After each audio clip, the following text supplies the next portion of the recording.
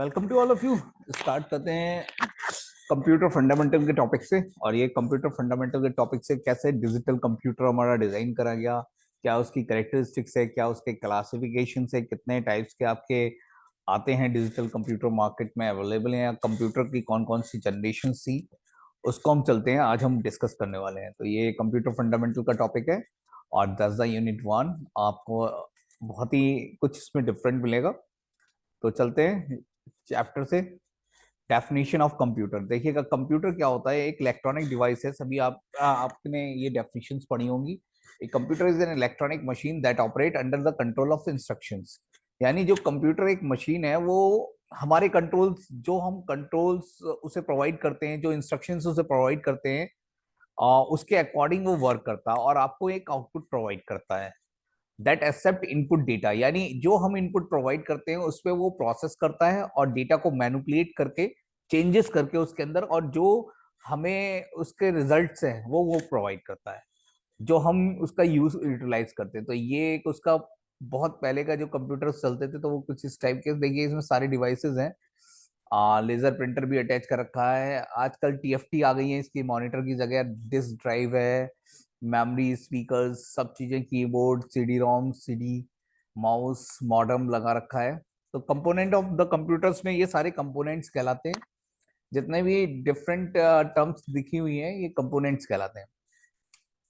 तो आगे चलते हैं। That's the historical background. अगर आप देखें तो हिस्टोरिकल इवोल्यूशन ऑफ कंप्यूटर आपने देखा होगा तो 5000 बीसी से 1890 एडी, मिडिल एज इन 1890 से 1944 and modern age 1944। Modern age is the age of generation of the computer. Dark ages में आप देखें बहुत साल पहले अगर आप देखते तो एबेकस ऐसे इक्विपमेंट थे तो जो मैकेनिकल डिवाइस थे जो बहुत पहले ही डेवलप हो चुके थे। नेपियर बोन्स, पास्कल कैलकुलेटर, जिनसे हम कैलकुलेशंस कर पाते थे बहुत पहले ईयर्स में। अगर आप मिडिल एज में देखें तो ये मिडिल एज में आपका all computing device just like electromechanical devices develop किए गए। और ABC, just like ABC computers जो आपके आए, ये भी एक कैलकुलेटिंग डिवाइस है। मैकेनिकल जस्ट कंप्यूटर डेवलप नहीं हो पाया था इससे पहले, बट जो कंप्यूटर एक्चुअली डेवलप हुआ है वो 1944 से।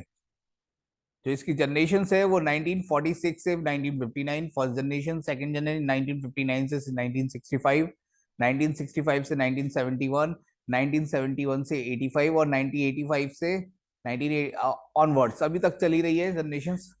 तो ये जनरेशन है। जनरेशन से इज अ टेक्नोलॉजिकल डेवलपमेंट। क्या है जनरेशन से? मतलब होता है कि आप उसमें क्या टेक्नोलॉजी लाए जिससे वो कंप्यूटर और रिलायबल बना, और जिससे हम अच्छी तरीके से उसे समझ सके और उसकी स्पीड्स वगैरह में इंक्रीमेंट हुआ, उसका क्या क्या फीचर्स बढ़े उसके। तो वो डेवलपमेंट है। तो देखते हैं ये डिवाइड आपकी 5 जनरेशन में करा गया। जस्ट लाइक फर्स्ट जनरेशन जो कंप्यूटर्स थे वो 1946 से 59 के समय के जो कंप्यूटर्स कहलाए वो फर्स्ट जनरेशन कंप्यूटर कहलाए। ये इतने बड़े होते थे जस्ट लाइक दैट। इसमें वैक्यूम ट्यूब यूज होती थी। जब देख रहे होंगे आप वॉल्व लगे देखिएगा गोल गोल। और इतने बड़े रूम में होते थे। कम से कम आप देख लें एक बिगर रूम जिसमें बहुत सारी वैक्यूम ट्यूब्स होती थी और वो डेवलप करे थे। एक एंटायर रूम होता था और स्टार्ट करने के लिए भी पूरा टाइमिंग लगता था।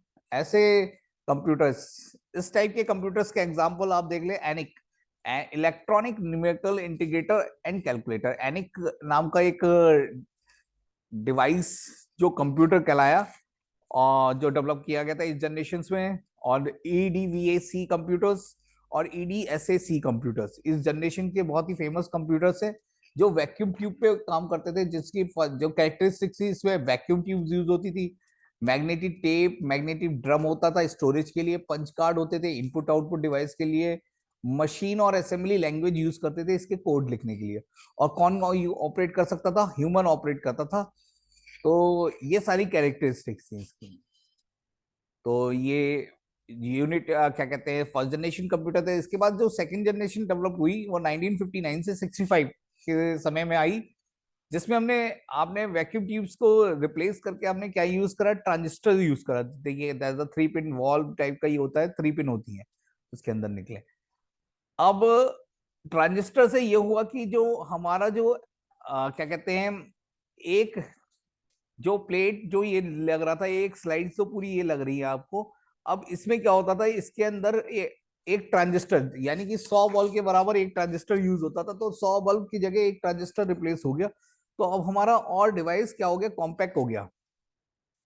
जिससे ट्रांजिस्टर्स आ गए, मैग्नेटिक कोर स्टोरेज ले लिया हमने, पंच कार्ड और मैग्नेटिक टेप आपका फिर भी चलता रहा इनपुट के लिए, पंच कार्ड आपके आउटपुट के लिए भी यूज होते थे, हाई लेवल लैंग्वेज यूज हो गई थी, फोर्ट्रॉन, कोबॉल, बेसिक वगैरह लैंग्वेज भी डेवलप हो गई थी। Human operates to handle cards, cards के थ्रू अब यूज होता था। Honeywell is the most famous computers इस समय का, जो आप देखेंगे IBM 7070, CDC 1604, जो इस सीरीज में डेवलप करे गए। इसके बाद थर्ड जनरेशन कंप्यूटर्स आए और आपका साइज और रिड्यूस हो गया कंप्यूटर का। ऑल्सो द साइज रिड्यूस के साथ ही प्राइस भी रिड्यूस हुआ। जो बहुत बड़े बड़े वैक्यूम्स लगाने पड़ते थे, बहुत ट्रांजिस्टर्स अब आपने इस जनरेशन में हमने इंटीग्रेटेड सर्किट आईसीज डेवलप कर ली थी, जो एक आईसी में 1000 ऑफ ट्रांजिस्टर्स आ सकते हैं। तो ऐसी आईसीज आपकी डेवलप हुई, जिससे हमारा और क्या हुआ, कंप्यूटर्स कॉम्पैक्ट हो गया।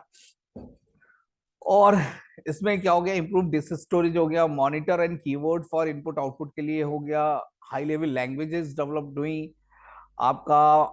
इसमें आप कह सकते हैं मिनी कंप्यूटर्स यूज कमर्शियली आपके यूज हो गए। इसमें आपका IBM सिस्टम 370 PDP सीरीज इसमें आ गई। बहुत सारे सिस्टम्स इसमें आ चुके थे, और ये कंप्यूटर एज जस्ट लाइक जैसे आप देखते हैं वैसे ही होता था, बस TFT नहीं होती थी, पहले मॉनिटर की तरह होता था। फोर्थ जनरेशन के कंप्यूटर में आजकल जो जनरेशन आप देख रहे हैं, वो that's the fourth generation computer अभी चल रहे हैं। इसमें आपका कोर प्रोसेसर आपके यूज होते हैं, माइक्रो प्रोसेसर हो गया, रिप्लेस ऑफ आईसीज। आपका क्या हो गया, स्पीड अप हो गया आपका सिस्टम, इंस्ट्रक्शन सेट्स आ गए इसमें, बैंडविड्थ हाई हो गई, क्लॉक स्पीड बढ़ गई आपकी, LSI और VLSI सर्किट्स यूज होने लग गए। Micro computers, fourth generation 4GL emerging application software आप यूज करने लग गए, मोस्ट पॉपुलर। अगर आप देखें इस जनरेशन के HP 300 माइक्रो कंप्यूटर्स, बहुत सारे कंप्यूटर्स इस जनरेशन में डेवलप हुए। आजकल चल रही है अगर आप देखें तो fifth generation, according to the generation point 1985 से अब तक, जिसमें अभी काम चल रहा है। अभी तक हम माइक्रो प्रोसेसर पे ही हमारा जितने भी सिस्टम डेवलप करते हैं माइक्रो प्रोसेसर पे ही है।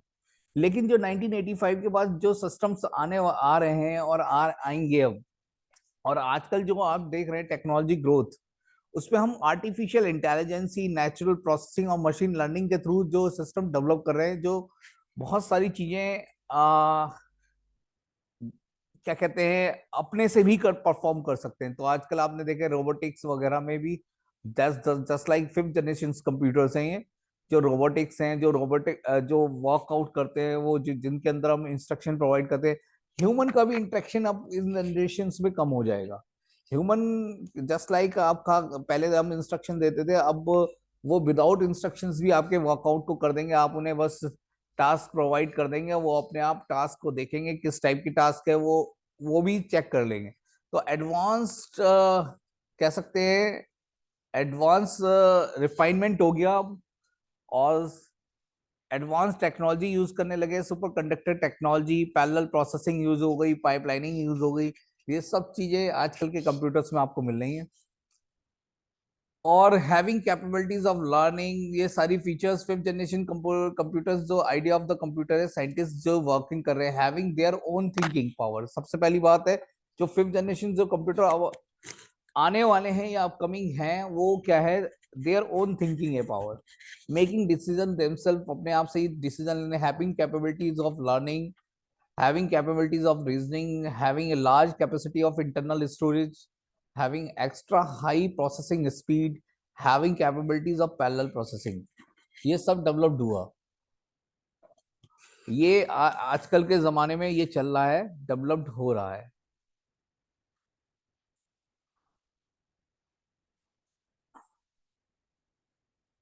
तो आज के लिए हम इतना ही। Thank you class. Generation of computer आगे हम करेंगे, डिजिटल कंप्यूटर को और देखते। Thank you.